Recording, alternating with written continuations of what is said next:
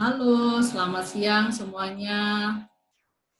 Adik-adik dari berbagai kabupaten kota ya di berbagai pelosok di Indonesia. Di sini ada lebih dari 14 kabupaten dan kota eh, dan mayoritas dari Indonesia Timur. Selamat siang untuk adik-adik semuanya dan selamat datang juga selamat datang untuk Mas Menteri Pendidikan dan Kebudayaan Bapak Nadiem Makarim ya. Selamat datang Bapak. Halo, apa kabar? Baik, Bapak, apa kabar? Sehat-sehat Pak ya? Alhamdulillah. Ya, ada yang dari dada tuh Pak. Halo, Adik-adik. apa kabar Halo, adik-adik? halo. Ya, terima kasih Mas Menteri atas kehadirannya di siang hari ini untuk bersama dengan adik-adik dari kota untuk rapat dengar pendapat anak ya terkait dengan sistem pendidikan di Indonesia. Dan di sini juga saya sampaikan selamat datang dan yang terhormat ada Profesor Fasli Jalal selaku Dewan Pembina Yayasan Plan Internasional Indonesia dan juga Bapak Putu Kamayana ya selaku Ketua Dewan Pembina Yayasan Plan Internasional Indonesia dan juga Ibu Dini Widyastuti selaku Direktur Eksekutif Yayasan Plan Internasional Indonesia.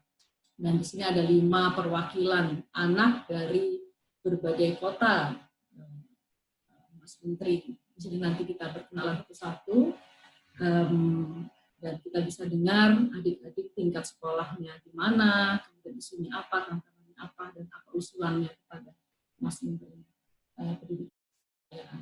Kita mulai atau kita sudah mulai ya sekarang ya. Oke.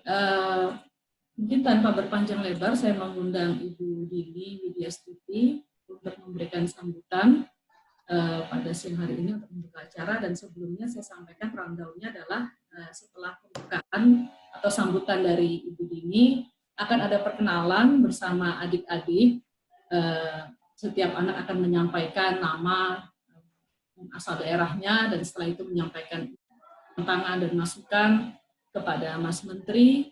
Dan setelah itu kita akan mendengar respon atau tanggapan dari Mas Menteri terkait dengan usulan atau tantangan-tantangan yang dihadapi oleh adik-adik. Di akhir kita akan mendengar tanggapan atau pesan dan penutup sekaligus penutup ya dari Prof. Fasli Jalal sebagai pengamat dan tokoh pendidikan nasional. Oke, mungkin itu rundown pada siang hari ini dan selamat datang juga untuk seluruh peserta, seluruh panelis. Terima kasih sudah hadir pada siang hari ini dan semoga diskusi kita selama 1 jam ke depan akan sangat bermanfaat untuk mengembangkan pendidikan di Indonesia dan untuk anak-anak Indonesia. Silakan Ibu Dini, saya persilakan. Terima kasih Mbak Nasla. Assalamualaikum warahmatullahi wabarakatuh. Salam sejahtera bagi kita semua. Selamat sore Pak Menteri serta jajarannya. Hormat saya untuk Pak Profesor Fasli Jalal, Bapak Putu Kamayana, dan juga mungkin Bapak Supriyanto dari Dewan Pembina Yayasan Plan Internasional Indonesia. Dan tentu adik-adik dari berbagai penjuru Indonesia, teman-teman sekalian Bapak dan Ibu. Atas nama Yayasan Plan Internasional Indonesia atau Plan Indonesia, saya ingin mengaturkan rasa terima kasih atas kesempatan ini untuk memberikan kesempatan bagi kami untuk mengantar adik-adik ini dari berbagai penjuru Nusantara untuk bisa berdiskusi langsung dengan Pak Menteri. Saya perkenalkan dulu lembaga kami, Pak. Kami sudah bekerja di Indonesia sejak tahun 1969 untuk memperjuangkan pemenuhan hak anak dan juga kesetaraan bagi anak perempuan dengan cara memastikan mereka mendapatkan akses pengasuhan, tumbuh kembang, dan bebas dari segala bentuk kekerasan, sehat secara fisik dan mental, berdaya dan mampu memimpin. Saat ini kami bekerja di 8 provinsi dan di NTT kami memiliki 36.000 anak sponsor. Jadi selain lembaga pembangunan, kami juga memiliki mandat humanitarian. Biasanya dalam kondisi bencana alam. Nah, namun dalam 3 bulan terakhir ini, kami juga merespon COVID-19 ini dengan cara memastikan bahwa anak-anak dampingan kami di NTT, NTB, di Sulawesi Tengah, dan juga di 18 kelurahan di DKI Jakarta dan Jawa Tengah mendapatkan perlindungan atas hak-hak mereka, terutama juga dan termasuk untuk hak atas pendidikan.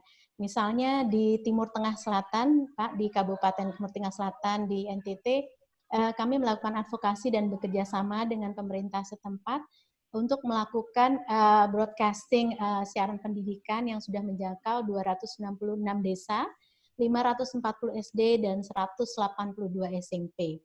Selain itu, kami mengembangkan juga IC materials yang bisa digunakan untuk adik-adik di PAUD, dan juga materi untuk awareness tentang COVID-19 di dalam beberapa bahasa daerah. Nah, ini untuk memastikan semua mereka bisa terlindungi dari sisi juga mendapatkan informasi yang relevan tentang pencegahan COVID-19, apa yang bisa mereka lakukan bersama keluarganya.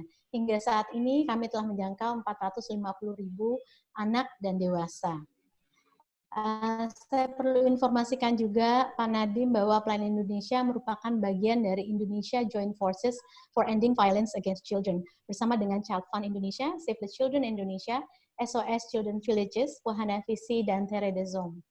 Nah, sore ini Pak, ini sesuatu kesempatan yang khusus sekali untuk adik-adik ini yang berasal dari ada perwakilan Forum Anak, Chapter Nasional dan Daerah, dari Youth Coalition for Girls di Nasional Kupang dan Riau, lalu ada Youth Advisory Panel, Alumni International Day of the Girls, dan organisasi dan komunitas serta kaum muda mitra serta dampingan Plan Indonesia.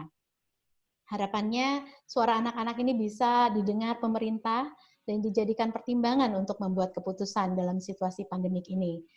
Anak-anak bisa aktif dan berdaya menyuarakan gagasan mereka dan rekomendasi mereka, dan ini anak-anak yang ada di sini, adik-adik ini akan menjadi champion dan bisa menginspirasi teman-temannya untuk juga bisa berpartisipasi dalam pembangunan, menyuarakan apa yang menjadi kepentingan mereka. Sebagai penutup, Bapak, atas nama Plan Indonesia, kami ingin berterima kasih dan menghargai kerjasama ini, dan tentunya tetap siap mendukung pemerintah untuk menjadi mitra pembangunan dan memfasilitasi dialog-dialog semacam ini dengan anak-anak Indonesia. Dimanapun mereka berada, dalam situasi apapun, sehingga tidak ada yang tertinggal, tetap bisa mengakses pendidikan. Terima kasih. Wassalamualaikum warahmatullahi wabarakatuh. Waalaikumsalam warahmatullahi wabarakatuh. Terima kasih Ibu Dini Widyastuti atas sambutannya. Dan untuk selanjutnya saya akan mengundang yang terhormat dan yang kami sayangi, 5 perwakilan anak untuk melakukan atau memperkenalkan diri kepada Mas Menteri Pak Nadiem Makarim. Di sini Bapak ada peserta sekitar 100 ya, lebih sekarang. Dan lebih dari setengahnya adalah anak-anak dari berbagai kota dan kabupaten di Indonesia. Dan sudah kami kita seleksi bersama-sama, sampaikan pesan dari puluhan teman-temannya yang kemarin beberapa hari lalu sudah berdiskusi.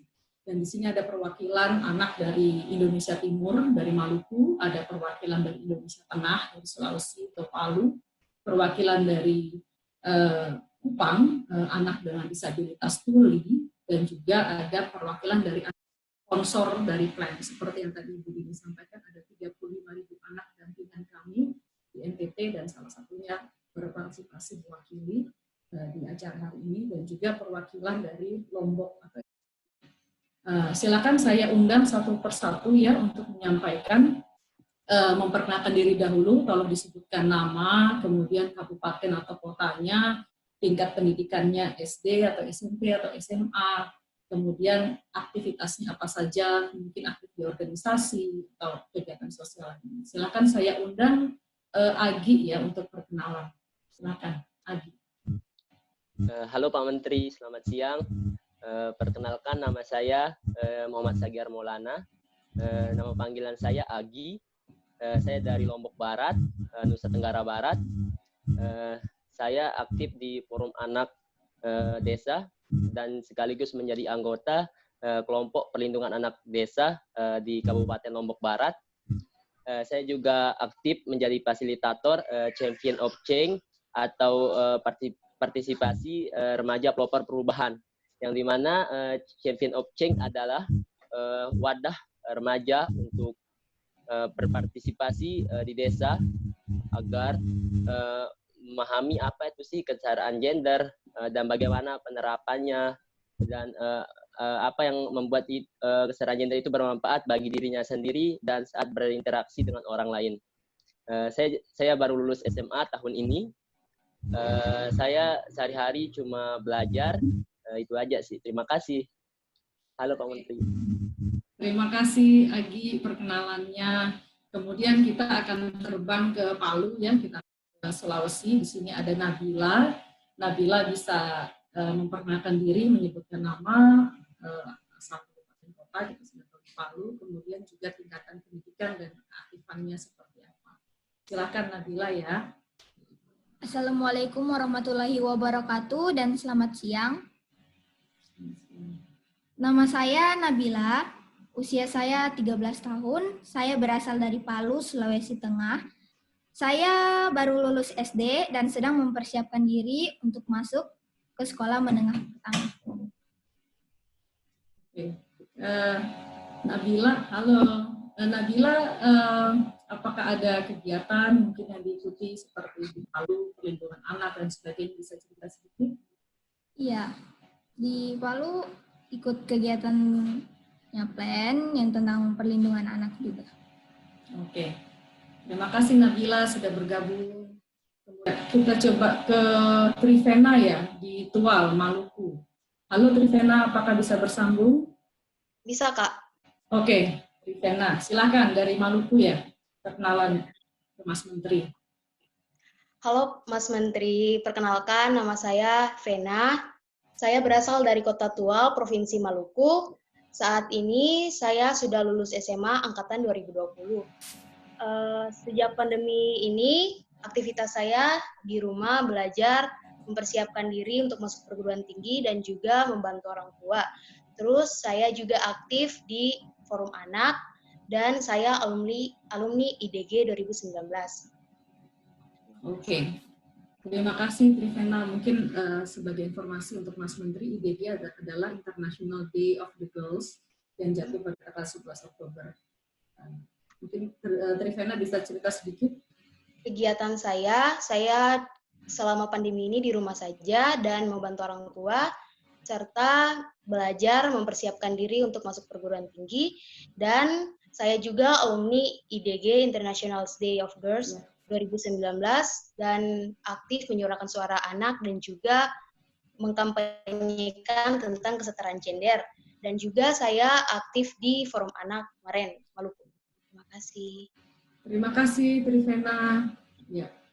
Mungkin sekilas tadi ya sudah saya jelaskan, IDG International Day of the Girls ada kegiatan yang kami lakukan bersama anak-anak perempuan Oktober 2019 kemarin, dan Trivena salah satu pesertanya untuk mengikuti kegiatan Girls Leadership. Oke, selanjutnya terima kasih ya Trivena. Kemudian kita kembali ke NTT. Di sini ada An Diana Ros dari Kupang. An bisa perkenalan ke Mas Menteri? Silakan. Halo. Ya. Halo, selamat siang semuanya. Perkenalkan, nama saya An. Saya sekolah SLB kelas 1 SMA. Saya aktif dalam kegiatan di komunitas Uni Kupang. Terima kasih.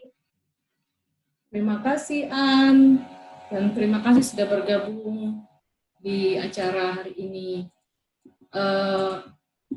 Apakah Mas Menteri juga mau menyapa anak-anak dulu sampai diskusi untuk perkenalan? Boleh. Apa kabar adik-adik? Senang sekali bisa berkumpul-kumpul, curhat-curhat dari semua daerah di Indonesia, terutama yang daerah timur. Senang sekali. Saya pun lagi nyangkut di rumah ini sekarang. Bekerja dari rumah di sini. Jadinya bukan cuma adik-adik yang bosan di rumah, menteri pun suka bosan di rumah gitu. Tapi ya kita harus kerja keras selama krisis ini ya untuk melakukan yang terbaik yang bisa kita lakukan gitu. Tapi saya senang adik-adik semua semangat dan masih mengikuti pelajaran, masih menuntaskan kelulusan Nah, itu luar biasa bikin saya semakin terinspirasi dan semangat jadi menteri. Bukan cuma adik-adik loh yang belajar, saya juga menteri paling muda, jadi ya setiap hari harus belajar hal yang baru. Jadinya PR saya juga banyak tiap hari. Makasih. Terima kasih. Silakan, saya sangat tertarik mendengar pertanyaan-pertanyaannya atau komen-komennya. Terima kasih Mas Menteri. Jadi kita semua sama-sama terus belajar ya Mas Menteri. Dan termasuk dengan sesi ini kita sebetulnya saling belajar dan juga ingin mendengar dari kacamata anak-anak. Mungkin kita bisa pelajari banyak pada hari ini. Oke, untuk mungkin nanti kita bisa bersama dengan Feren, sementara mungkin Kakak Diplen bisa membantu sehingga Feren nanti bisa menyampaikan aspirasinya dengan lanjut. Mas Menteri. Oke, mungkin kita langsung saja ke agenda berikutnya, yaitu pernyataan dan rekomendasi anak. Saya akan mengundang Agi dari Lombok, NTB untuk menyampaikan aspirasinya. Silakan Agi, waktu dan tempatnya saya persilahkan. Silakan ya Agi. Mohon izin mau komen sebentar sebelum mulai pertanyaan. Oh iya, silakan. Saya cuma kepengen bilang aja bahwa banyak orang mengira itu kalau kita kan punya konsep namanya penggerak ya. Ada organisasi penggerak ya kan. Ada seperti organisasi YPI, ada guru-guru penggerak, ada orang tua penggerak. Tapi jarang sekali orang mention murid-murid penggerak. Dan sepertinya hari ini saya kebetulan dengan siswa-siswi penggerak seluruh Nusantara hari ini. Jadi ini mungkin sesi pertama saya dengan murid-murid penggerak. Dan luar biasa, suatu kehormatan buat saya. Jadinya saya cuma ingin komen itu aja. Jarang yang bilang bahwa sebenarnya murid-murid kita penggerak juga. Dan ternyata di banyak dari Indonesia Timur pun malah mungkin komposisi penggeraknya bisa lebih besar lagi daripada di Barat, karena begitu banyak permasalahan yang harus dipecahkan di situ. Gitu. Jadi saya ingin apresiasi aja. Saya melihat semua pengalaman adik-adik luar biasa. Murid-murid penggerak jangan dilupakan. Betul Pak.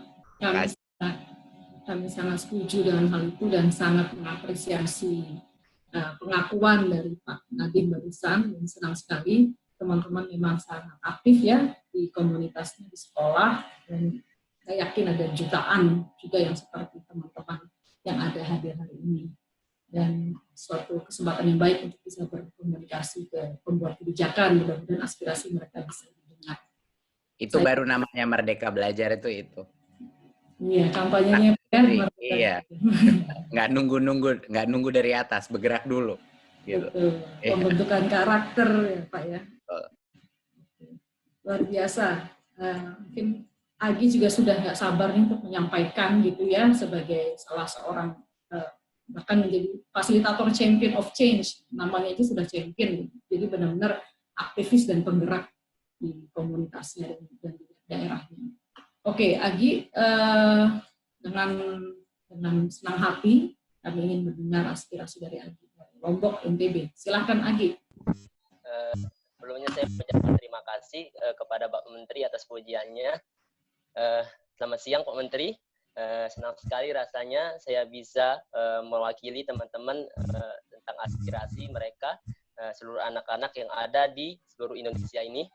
Saya sudah mendengar tentang kebijakan pemerintah yang akan melaksanakan pembelajaran tatap muka di beberapa kawasan di Indonesia, khususnya di kawasan yang masih dinyatakan zona hijau. Saya sangat senang karena teman-teman bisa kembali untuk bersekolah. Begitu pula dengan saya yang sangat merindukan kegiatan-kegiatan yang ada di sekolah seperti upacara bendera dan sebagainya. Saya sangat merindukan itu. Akan tetapi ada beberapa hal yang menjadi perhatian saya, Pak. Bagaimana cara Bapak memastikan bahwa satuan pendidikan seperti sekolah swasta, sekolah negeri, PKBM dan sebagainya bisa menerapkan protokol kesehatan COVID-19 ini saat masuk sekolah, Pak. Karena ada beberapa hal yang perlu ditinjau, seperti masih banyak lagi sekolah atau satuan pendidikan khususnya di zona hijau yang masih kekurangan fasilitas seperti sumber daya air untuk mencuci tangan. Seperti misalnya teman-teman yang berada di wilayah timur, jangankan untuk mencuci tangan mereka, untuk kebutuhan sehari-hari seperti minum saja, mereka belum tentu bisa mendapatkan sumber daya tersebut. Nah, belum lagi ditambah dengan banyak lagi siswa yang belum memiliki APD seperti masker dan hand sanitizer karena yang begitu mahal. Belum lagi pendapatan orang tua kami yang dibilang cukup turun karena pandemik ini, yang mayoritasnya sebagai petani dan sebagai pedagang di pasar. Selanjutnya, gedung sekolah juga belum memadai karena penangkapan COVID ini membuat sejumlah sekolah harus menjaga jarak sehingga ruangnya tidak tercukupi karena karena kelas harus dipecah. Ini juga bisa membuat kekurangan tenaga pendidik karena pemecahan kelas berarti akan membutuhkan lebih banyak lagi tenaga pendidik untuk sistem belajar mengajar. Yang paling krusial lagi yaitu transportasi ke sekolah memadai. Seperti di lingkungan saya yang mayoritas orang tuanya sebagai petani dan sebagai pedagang di pasar, jadinya orang tua kami harus pergi ke pasar untuk pagi-pagi buta sehingga kami harus pergi bersekolah menggunakan transportasi umum seperti bus ataupun cidomo. Kami pun harus berdesak-desakan di dalamnya. Itu membuat keamanan kami sebagai siswa tidak begitu aman.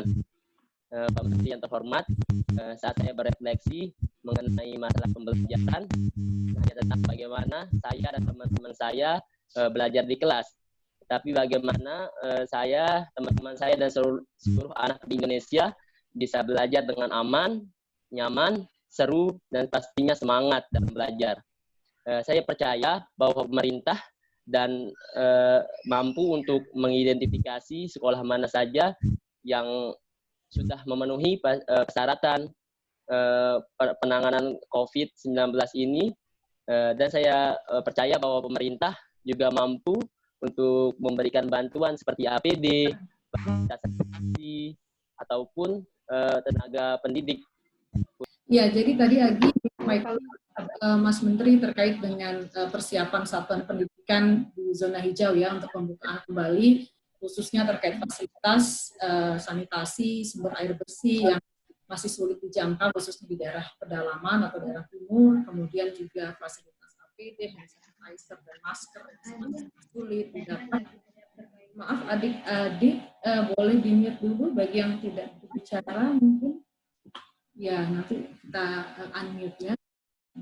Kemudian kekurangan tenaga pendidik dan fasilitas gedung sekolah yang masih belum memadai sehingga ketika dipecah sekolah pagi dan sekolah siang ya mungkin maksudnya adalah agak sulit untuk memecah itu, dan transportasi juga disebutkan, dan harapannya pemerintah bisa benar-benar mempersiapkan satuan pendidikan yang akan dibuka khususnya dari daerah yang sulit menjangkau sumber daya tadi seperti yang disampaikan. Mungkin itu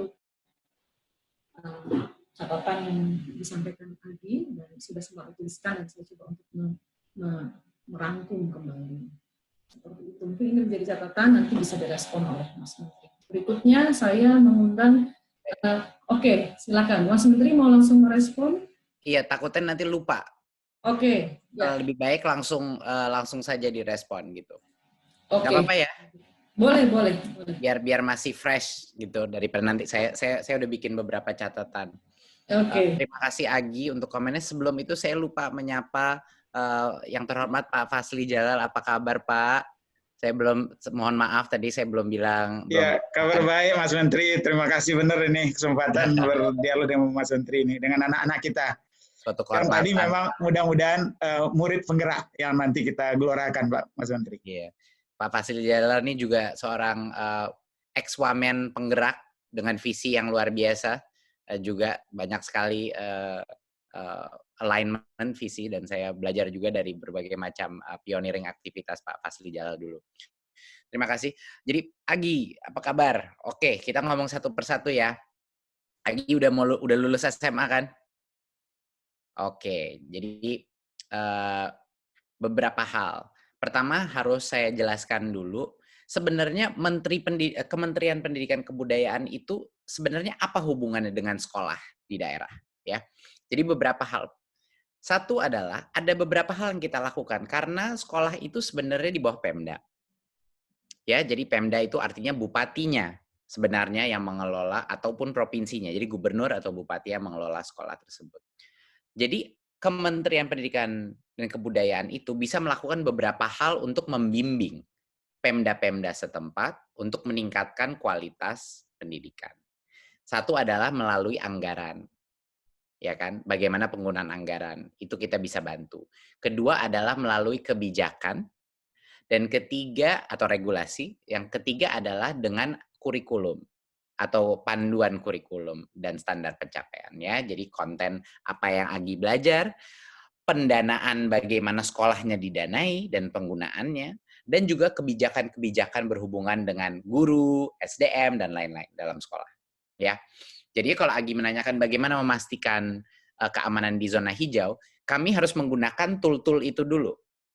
Tentunya kami tidak, ke 250.000 sekolah tidak mungkin kami yang memastikan protokol kesehatan di Pasca, itu harus dari daerah sendiri yang memastikan.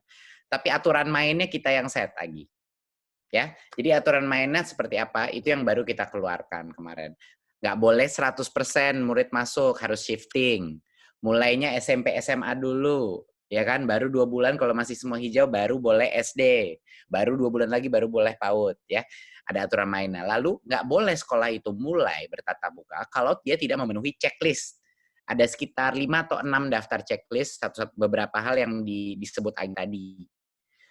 Perlunya sanitasi dan lain-lain. Nah, bagi yang tidak punya beberapa hal di dalam checklist itu, kami ada namanya, kalau Agi pernah dengar, namanya dana BOS. Dana BOS itu uang yang langsung ditransfer ke sekolah dari pemerintah pusat, ya, untuk biaya operasional sekolah. Tadinya ini dana penganggaran dana BOS ini sebenarnya khusus cuman buat beli-beli buku, beli-beli laptop, beli-beli alat tulis. Sekarang karena kondisi krisis ini, Kemendikbud telah membuka ruang untuk dana ini digunakan untuk memenuhi checklist tadi yang disebut. Mau itu APD, mau beli masker sendiri, mau beli hand sanitizer, dan lain-lain. Itu boleh digunakan. Bukan cuman dari aspek protokol kesehatan, tapi pun kalau misalnya karena ini bukan cuman krisis kesehatan, ini krisis ekonomi juga, yang tadinya dibatas-batasin anggaran itu harus cuman maksimal berapa persen untuk honor guru, apalagi di daerah timur, di mana hampir banyak sekali sekolah yang mayoritas gurunya guru honorer. Benar nggak? Ya kan, banyak sekali, banyak sekolah-sekolah yang cuman kepala sekolahnya doang yang PNS. Sisanya adalah guru honorer. Jadi kami membuka itu dana BOS untuk tidak ada limit lagi berapa persentase yang boleh digunakan untuk honor. Jadi untuk kesejahteraan guru honorer juga harus bisa digunakan gitu. Jadinya ada checklistnya, kalau dia perlu pendanaan untuk memenuhi checklist itu bisa dari dana BOS, dan tentunya bukan dari Kemendikbud saja, tapi tentunya ada berbagai macam fasilitasi dari Pemda, dari Dinas Kesehatan, dan lain-lain yang juga bisa bergotong royong membantu. Jadi ini nggak mungkin cuma dari Kementerian Pendidikan dan Kebudayaan. Ini harus benar-benar gotong royong, lintas kementerian, lintas pusat dan daerah, untuk memastikan bagi yang zona hijau, pembukaan sekolah dilakukan dengan cara yang aman. Jadinya mungkin itu yang poin yang terpenting ya mengenai membuka untuk zona hijau. Nah, yang satu hal mungkin yang penting juga, resiko penyebaran COVID ini juga sangat tergantung kepada kepadatan penduduk di daerah tersebut. Ya kan? Jadi kenapa banyak yang zona-zona hijau juga penyebarannya sangat kecil, tapi mereka juga bukan di kota-kota yang padat populasinya, gitu. Jadi sebenarnya masih ada sedikit harapannya adalah penyebaran resiko di daerah-daerah yang di luar kota atau di daerah-daerah yang lebih terpencil atau lebih di rural, tempat agrikultur dan lain-lain. Itu karena nggak padat populasinya, harapannya resikonya lebih rendah lagi. Jadi itu kira-kira beberapa poin saya, khususnya mengenai yang pembukaan lagi sekolah zona hijau. Terima kasih. Oke, terima kasih Mas Menteri tadi responnya. Jadi ada regulasi dan juga ada anggaran yang bisa digunakan ya Mas Menteri untuk persiapan di daerah. Di sini mungkin catatannya juga adalah bagaimana memonitor itu benar-benar efektif dan terlaksana dengan baik. Ini juga catatan.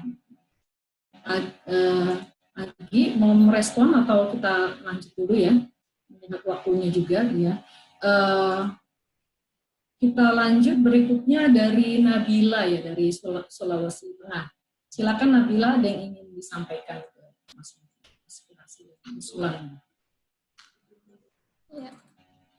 Ya, Kalau Menteri, seperti yang kita ketahui, pada masa pandemi seperti ini, seluruh pelajar SD hingga mahasiswa belajar dari rumah atau study from home.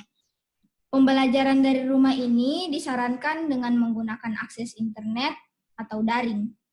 Namun, bagaimana jika pelajar atau mahasiswa tersebut tidak memiliki akses internet, bahkan tidak memiliki alat komunikasi? Kalaupun ada pembelajaran dari TV atau radio, bagaimana cara mereka mengirimkan tugas tanpa alat komunikasi dan internet? Bagaimana dengan yang tidak memiliki TV atau radio? Jika terus seperti ini, pelajar atau mahasiswa yang tidak memiliki akses internet, alat komunikasi, ataupun TV dan radio tidak dapat mengikuti materi-materi yang diberikan sehingga berdampak pada nilai atau ilmu yang diperoleh, sehingga saya mengusulkan untuk melakukan guru kunjung secara teratur. Kebetulan ibu saya adalah seorang guru. Dan dari itulah saya melihat bahwa ibu saya sebagai guru kunjung melakukan kunjungan ke rumah pelajar yang tidak memiliki akses internet, alat komunikasi, TV, dan radio. Perlu adanya dukungan biaya transportasi untuk guru-guru yang melakukan kunjungan rumah. Adapun di kota saya sendiri, Kota Palu, Sulawesi Tengah, sekolah yang masih menggunakan tenda untuk mengganti sekolah dan rumah mereka yang rubuh. Jika terus menggunakan tenda, maka kenyamanan dan keamanan masyarakat akan terganggu. Terlebih lagi jika tendanya rubuh, di mana tempat sebagian masyarakat sekolah dan tinggal. Sehingga saya mengusulkan kepada pemerintah untuk membangun sekolah dan rumah yang aman dan nyaman untuk masyarakat. Itu saja dari saya, terima kasih. Terima kasih Nabila. Ini luar biasa komen-komennya dan yang saya paling suka mengenai sesi ini, kadang-kadang saya suka dapat audiensi bahkan dari orang-orang dewasa, tapi yang dikasihnya permasalahan saja. Nggak pernah ada yang menawarkan solusi. Jadi saya senang sekali ditawarkan berbagai macam solusi yang menurut saya sangat menarik. Nabila, terima kasih. Yang pertama adalah memang benar Nabila, banyak sekali masyarakat di Indonesia yang tidak punya akses ke berbagai macam teknologi, akses internet, bahkan ada yang nggak punya TV, susah minjem HP Android dari tetangga juga ribet, karena tetangga juga butuh. Ya kan, jadi walaupun memang banyak sekali yang sudah punya smartphone di Indonesia, tetap nggak semua rumah tangga punya gitu. Dan bagi daerah yang terpencil sangat sulit. Tapi mohon dipahami Nabila bahwa kita ini dalam situasi krisis.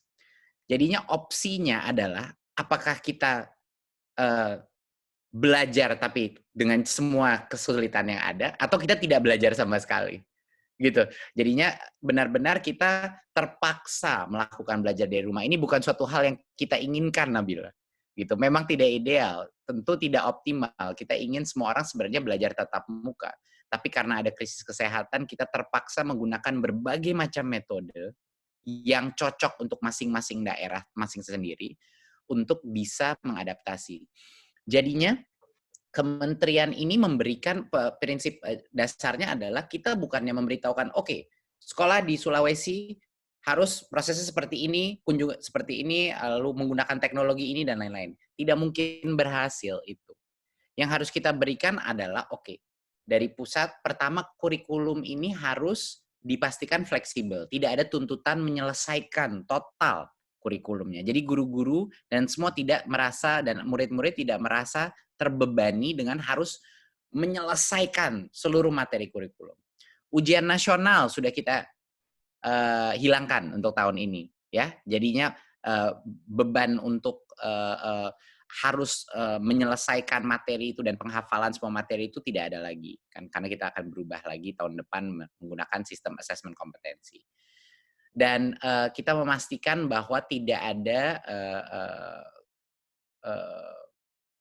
ada push atau keharusan untuk menyelesaikan seluruh silabus. Jadi itu dulu yang kita lakukan. Kedua, kita berikan opsi-opsi, bukan hanya berbagai macam pemain teknologi di pendidikan yang kita tawarkan, tapi juga melalui TVRI. Jadinya ada juga suplemen pendidikan yang kita lakukan melalui TV. Tapi ujung-ujungnya yang harus memegang obor daripada pendidikan ini adalah guru-guru dan orang tua dan muridnya sendiri. Nggak bisa tidak. Makanya waktu Nabila bilang mengenai guru-guru berkunjung, itu merupakan suatu hal yang kita sangat apresiasi. Ya, guru-guru berkunjung itu menurut saya suatu program, apalagi di daerah terpencil dengan akses teknologi yang tidak banyak, itu harus menjadi, dan kami mendukung. Udah beberapa kali sesi kami mengangkat cerita-cerita guru-guru penggerak yang datang satu persatu ke rumah anak. Dan kami sedang memikirkan di Kemendikbud bagaimana kita memberikan kebebasan lebih banyak untuk guru-guru melakukan program berkunjung seperti ini. Ya, memang ada resiko kesehatannya, tapi sangat kecil dibandingkan semua murid-murid berkumpul di sekolah kan.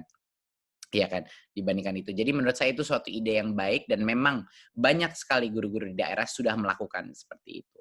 Dan kami akan coba mencari formulanya Nabila. Jadi saya setuju sama rekomendasinya Nabila mengenai bagaimana kita bisa memastikan dari sisi biaya transportasi mereka itu bisa tercover. Harusnya semua melewat dana BOS dengan sistem ini itu bisa diakomodir ya, karena sekarang fleksibilitas dana BOS sudah besar. Ya, itu yang mengenai pembelajaran dari rumah dan apa saja tanggapannya. Tapi ke depannya tidak ada alternatif. Semua daerah harus terkoneksi dengan internet. Semua sekolah harus terkoneksi dengan internet. Gitu. Itu merupakan suatu penyetaraan antara daerah-daerah terpencil dan kota yang paling cepat. Kalau semuanya punya akses ke konten yang sama, materi pelatihan yang sama, video-video yang sama, itu akan menjadi suatu boost, akan menjadi suatu dorongan peningkatan kualitas di daerah-daerah yang lebih terpencil dan terluar. Jadi tapi itu tidak mungkin bisa tercapai dalam waktu 6 bulan 1 tahun. Itu proyek 5 tahun 6 tahun gitu. Sedihnya itu memang ini akan memakan waktu lama. Jadi akan melewati masa krisis ini gitu. Terima kasih. Mas Menteri, mungkin tadi Nabila juga menyebutkan tentang fasilitas sekolah ya. Oh iya, sorry, ada satu poin lagi mengenai yang memang kalau fasilitas sekolah atau infrastruktur sekolah itu tidak memadai, ya kondisi pembelajaran memang tidak akan terjadi. Makanya kami bekerja sangat intensif dengan Kementerian PUPR dan juga Pemda setempat untuk memastikan bahwa pembangunan dan rehabilitasi sekolah itu bisa terjadi secara lebar. Apalagi sekarang strategi kita untuk semua dana afirmasi kita itu benar-benar berfokus kepada daerah 3T atau daerah yang terluar, yang terpenting. Jadi kita akan benar-benar merefocusing dana infrastruktur kita kepada daerah-daerah yang paling membutuhkan gitu. Jadi itu merupakan salah satu strategi Kementerian Pendidikan dan Kebudayaan dari sisi penganggaran.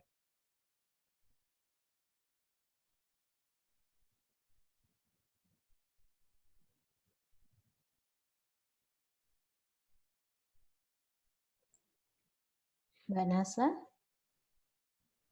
Mbak Naslanya mungkin hilang. Jangan-jangan jaringan di Jakarta juga bermasalah. Mas Sigit bisa take over untuk... Ya, terima kasih pernyataan yang sangat baik dari Mas Menteri. Teman-teman di Nagakeo, apakah sudah siap? Silakan. Di Nagakeo, Feren, silakan. Siap. Oke, silakan, Feren. Sip, mantap. Selamat.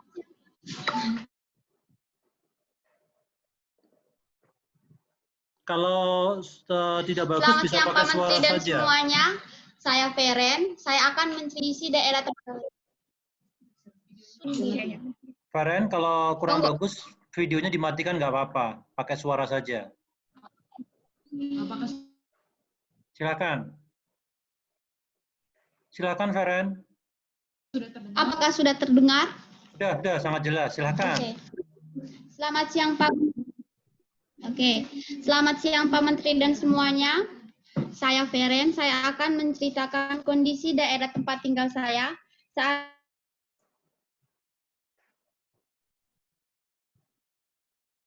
dilanda oleh COVID-19. Pada saat di rumah, tantangan yang pertama, kurang informasi dari guru. Ketika guru datang ke rumah untuk memberikan tugas, siswa entah di mana. Karena ada yang pergi bermain dan pergi ke kebun. Karena mereka menganggap ini itu libur. Karena siswa pun tidak mengetahui bahwa gurunya akan datang ke rumah. Dan guru pun tidak mengetahui bahwa siswanya ada di rumah atau tidak. Karena kami kekurangan akses informasi. Yang kedua, kesulitan saat mengerjakan tugas. Karena kurangnya sumber internet dan media belajar seperti buku. Kami sangat kesulitan saat mengerjakan tugas karena di daerah kami sumber internet sungguh sangat terganggu, bahkan tadi pun sempat terputus-putus. Jadi yang berikut media belajar seperti buku. Di sekolah kami, buku keberadaannya sangat minim. Jadi kami tidak bisa meminjamnya. Satu buku hanya bisa digunakan 5-10 orang siswa. Yang ketiga, tugas berlebihan dengan minimnya pendamping. Tugas yang diberikan oleh Bapak dan Ibu guru sangat banyak, sedangkan pendamping yang mendampingi kami belajar sungguh sangat minim, bahkan tidak ada. Karena orang tua kami sibuk pergi ke kebun dan juga bekerja. Yang keempat, waktu belajar kurang efektif. Ketika kami belajar, 5 menit atau 10 menit kemudian orang tua memanggil kami. Ada yang pergi kebun, jaga adik, jualan, karena itu tuh berbeda kami belajar di sekolah, berbeda dengan waktu kami belajar di sekolah. Di sekolah lebih konsentrasi, sedangkan di rumah tidak. Yang kelima, biaya. Mayoritas penduduk kami bekerja sebagai petani dan pedagang. Jadi di manakah orang tua kami mau mencari uang demi membayar uang pendidikan kami? Karena pasar dan juga pertokohan ditutup sementara. Yang keenam, belajar lewat TV dan radio. Sampai saat ini kami belum mengetahui bahwa ada anjuran untuk belajar lewat TV dan radio. Sedangkan di pedalaman, aluran listrik belum sampai ke pedalaman. Jadi bagaimana teman-teman kami yang di pedalaman untuk belajar lewat TV, sedangkan aliran listrik belum sampai ke sana.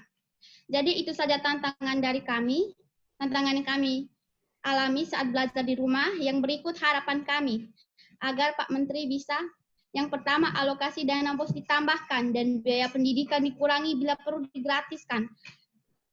Kami harap alokasi dana BOS bisa ditambahkan karena bisa membantu teman-teman kami yang kurang mampu, bisa digunakan untuk membeli masker, hand sanitizer, alat cuci tangan, dan yang lain. Dan biaya pendidikan kami harap bisa dikurangkan bila perlu digratiskan karena pemasukan orang tua kami sangat minim. Yang kedua, tingkatkan akses internet dan listrik. Kami harap agar akses internet dan listrik di daerah kami bisa dimajukan sehingga kami dapat mengakses internet untuk mengerjakan tugas dan mencari materi. Yang berikut, pengadaan buku-buku pelajaran. Kami harap di sekolah kami pengadaan buku-buku pelajaran bisa ditambah sehingga kami bisa meminjam buku tersebut untuk dibawa ke rumah dan belajar. Sekian dan terima kasih. Terima kasih Feren. Luar biasa ini kayaknya menjadi calon masuk Kementerian Pendidikan dan Kebudayaan nanti kalau sudah lulus perguruan tinggi itu. Tolong nanti hubungi kita kalau sudah dapat S1-nya ya, Feren. Luar biasa, sangat terstruktur dan solusinya sangat tangible dan pragmatis. Saya suka sekali. Yang pertama adalah banyak orang-orang, terutama di kota, kayak saya ini di kota sekarang, banyak orang tua komplainnya itu mereka bingung bagaimana memandu anaknya, belajar memandu anaknya. Padahal banyak di yang kota-kota tidak menyadari bahwa itu merupakan suatu untuk bisa punya waktu berinteraksi dengan anaknya di rumah pun itu merupakan suatu opsi yang tidak ada bagi banyak sekali masyarakat di daerah yang terluar, terutama yang industrinya pertanian.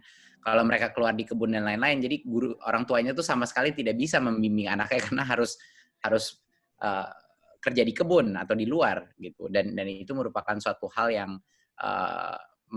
menambah tantangan karena anak-anaknya itu secara tidak mendapat panduan sama sekali, dan itu situasi yang sangat berbeda dari yang di kota-kota gitu. Jadi itu merupakan suatu hal yang kami memang mengetahui dan tantangan yang sangat sulit.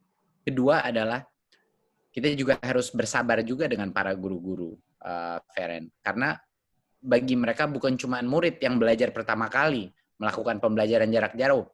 Bagi guru-guru mereka juga pertama kali. Jadinya secara otomatis banyak guru yang belum menemukan formulanya melakukan pembelajaran jarak jauh.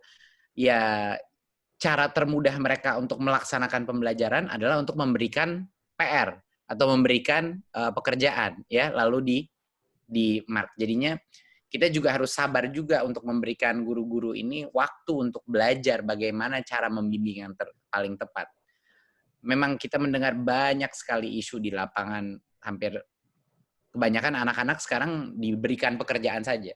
Lalu dia harus menyelesaikannya, lalu dikasih angka itu pekerjaan, habis itu sudah. Dikasih lagi pekerjaan. Jadi malah menumpuk. Di perguruan tinggi juga sama. Jadi kayak pekerjaan PR menumpuk. Jadinya ini bukan esensinya bukan belajar dari rumah, tapi mengerjakan PR dari rumah gitu. Jadi suatu hal yang memang suatu tantangan buat guru juga gitu. Jadi ini merupakan hal yang sulit menemukan solusinya karena guru-guru juga perlu waktu untuk mengadaptasi dan belajar dari ini.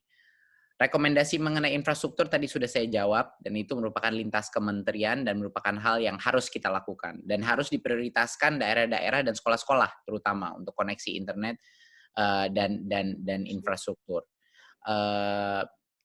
Untuk yang tidak punya akses ke listrik, ini ya itu 2 kali kena mereka. Bukan cuman dari sisi pembelajaran terdampak, tapi juga dari berbagai macam akses informasi juga tidak ada. Kalau guru-guru datang dan murid-muridnya tidak ada di rumah seperti yang disebut tadi, itu mungkin perlunya suatu sistem scheduling ya, atau sistem menjadwalkan yang lebih baik. Dan mungkin itu bisa dibantu dari kementerian bagaimana menciptakan framework atau panduan mengenai bagaimana melakukan kunjungan rumah seperti tadi yang direkomendasi sama Nabila gitu. Tapi hampir semua rekomendasinya dari Feren saya setuju dan memang sedang dipikirkan oleh Kemendikbud untuk bagaimana mengeksekusinya gitu. Oke. Terima kasih Mas Menteri. Satu lagi ini ada anak dari Kupang disabilitas. Silakan An dari Kupang. Kupang, halo dari Kupang. Jadi kebetulan An adalah salah satu anak disabilitas yang dari Kupang, Mas Menteri. An, silakan bisa langsung berbicara dengan Mas Menteri. Halo, selamat siang Bapak Menteri. Siang. Saya mau cerita, kelas saya ada terdiri dari berbagai macam anak-anak, kurang lebih rata-rata sekitar 10 anak-anak dengan disabilitas yang berbeda. Contohnya ada yang disabilitas netra, disabilitas daksa, keterbelakangan intelektual, dan disabilitas tuli seperti saya. Waktu proses belajar mengajar, guru-guru tidak bisa berisyarat dengan penuh. Itu membuat kami susah untuk mengerti. Selama COVID ini, guru-guru selalu memberikan kami tugas terus-menerus. Jika sudah selesai akan diminta kembali, tetapi tidak ada dampingan secara langsung. Kami tambah tidak. Saya mau cerita lagi, saya masuk kelas keterampilan kecantikan di sekolah saya. Tapi saya tidak bisa belajar keterampilan saya dari rumah saya.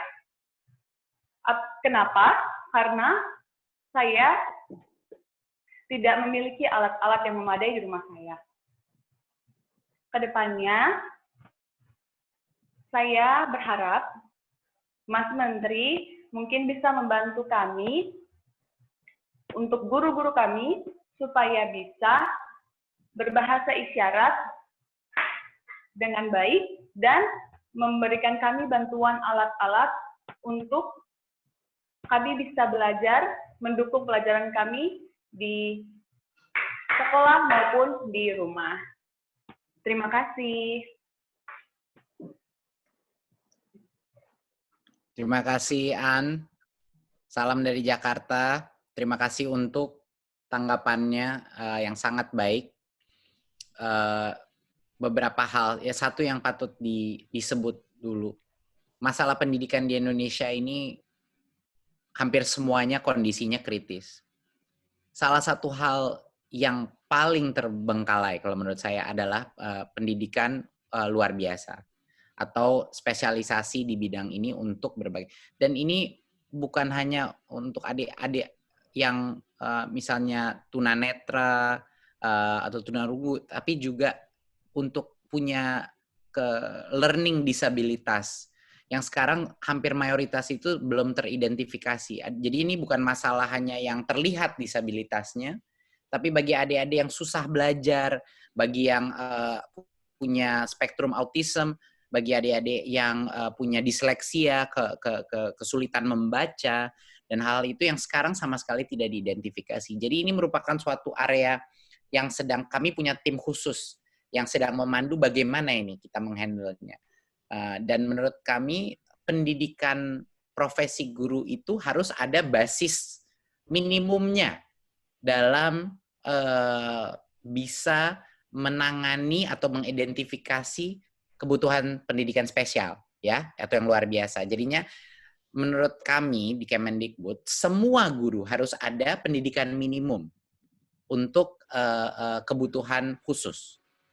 Bukan hanya di sekolah-sekolah SLB atau di mana, tapi semua guru harus ada minimum kemampuan. Dan itu salah satu hal yang sedang kita lakukan untuk pelatihan semua guru baru.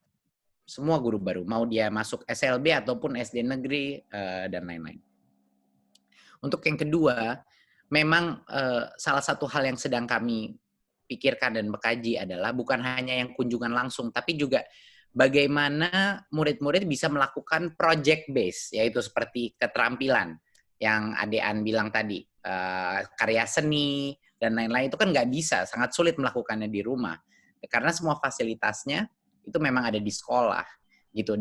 Dan itu yang sedang kami coba rumuskan bagaimana dalam periode COVID ini bagaimana kita bisa memastikan secara aman dari sisi kesehatan murid-murid itu masih bisa melakukan project base, dan itu bisa seni, bisa project karya, dia bisa menggunakan fasilitas, kalau misalnya SMK itu mungkin fasilitas mesin yang dia perlu gunakan dan keterampilan lain-lain gitu. Jadinya kami sedang mohon berikan kita waktu, Adek, untuk benar-benar menyusun suatu metode di mana anak-anak secara aman bisa menggunakan fasilitas-fasilitas seperti ini. Karena benar, tidak mungkin kita bisa melakukan hal itu dari rumah gitu. Kalau yang sifatnya ngerjain PR, matematik, bahasa Indonesia mungkin bisa. Tapi seni bagaimana gitu kan. Kalau mau melakukan keterampilan atau vokasi itu bagaimana caranya. Tanpa kita menggunakan alat-alat di sekolah. Jadi itu jangan khawatir, itu sedang kita pikirkan bagaimana metodenya. Agar yang teraman. Ya. Terima kasih Mas Menteri. Selanjutnya saya serahkan kembali ke Mbak Nasla. Terakhir dari Maluku, Mbak Nasla. Iya, terima kasih Mas Sigit. Tadi saya agak down, ternyata Jakarta juga down nih. Jadi terakhir dari Tual ya, Maluku ada Trivena. Silakan Trivena sampaikan. Kemudian. Halo Mas Menteri. Ya. Halo Mas Menteri. Halo, silakan. Langsung saja Mas, di sini pada saat ini Kemendikbud harus memperhatikan kuantitas dan kualitas pendidik dengan metode pembelajaran baru.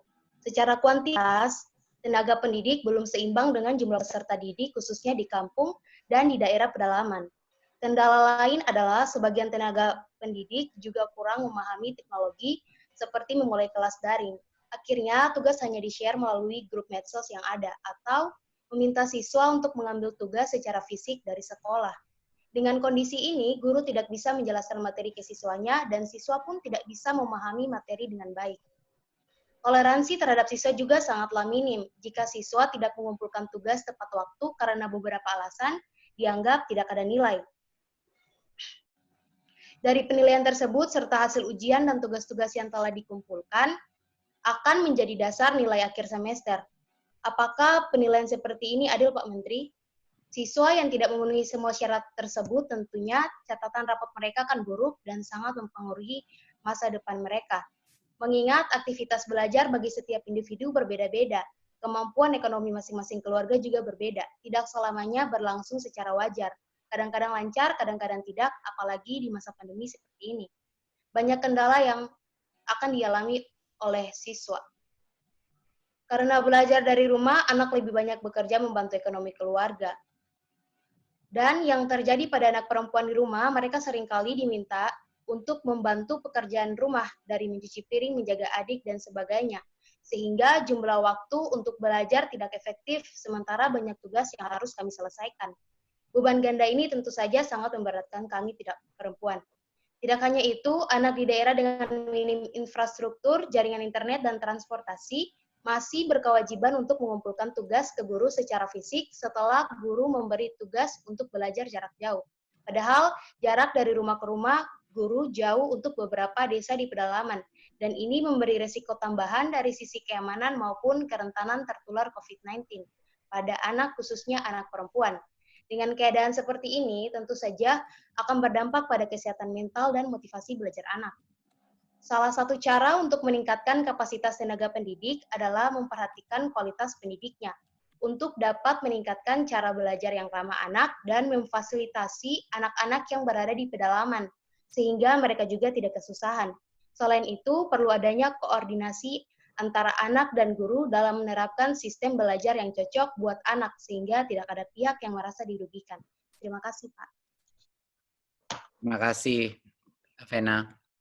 Ya. Saya setuju sama semua komennya Vena tadi. Yang pertama mungkin harus saya tekankan lagi adalah salah satu prinsip dasar dari program Merdeka Belajar kita adalah hak penentuan kelulusan itu sesuai dengan undang-undang ada di sekolah. Artinya kepala sekolah yang menentukan kriteria unit pendidikan itu, yaitu kepala sekolah dan sekolahnya yang menentukan kriteria kelulusan. Dan itu sudah kita merdekakan, Adevena. Jadinya dalam kondisi situasi krisis ini, makanya UN udah kita keluarkan, terutama untuk tahun ini, biar tidak ada kebingungan dari sisi itu. Kepala sekolah bisa merubah format daripada standar kelulusan untuk tahun ini, dan untuk menyederhanakan kriteria kelulusan berdasarkan angka-angka sebelumnya. Jadinya sebelum krisis COVID ini bisa itu digunakan sebagai standar kelulusan. Jadinya misalnya rata-rata dari angka dia sebelumnya, dan lain-lain gitu. Jadinya apakah mau menggunakan portfolio atau project based, misalnya hasil karya, seperti Adean tadi bilang gitu, itu bisa juga digunakan sebagai standar kelulusan. Jadinya fleksibilitas itu sudah kita berikan kepada sekolah untuk melakukan itu. Untuk poin yang kedua adalah mengenai kesetaraan gender. Ini merupakan suatu hal yang bukan hanya masalah di pendidikan, ini masalah seluruh budaya nasional kita, dan bagaimana kemampuan kita merubah budaya bahwa hak-haknya murid-murid dan anak-anak perempuan kita itu bisa mendapatkan hak atau kesempatan yang sama dan tidak diberikan beban yang lebih besar daripada anak-anak laki-laki, ya kan, karena tuntutan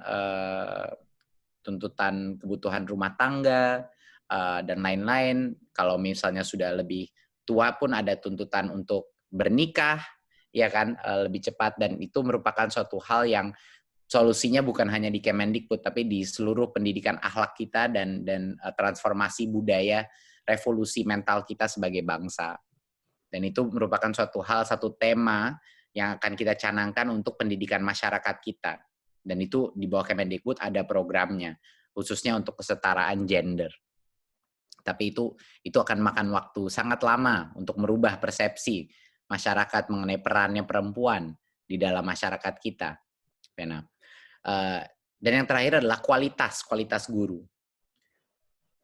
Tidak ada inisiatif di Kemendikbud yang akan berhasil, mau kita gunakan teknologi yang hebat, mau kita berubah kurikulum, tidak akan ada yang berhasil kalau kualitas pendidik kita tidak ditingkatkan secara dramatis dan secara cukup revolusioner caranya bagaimana.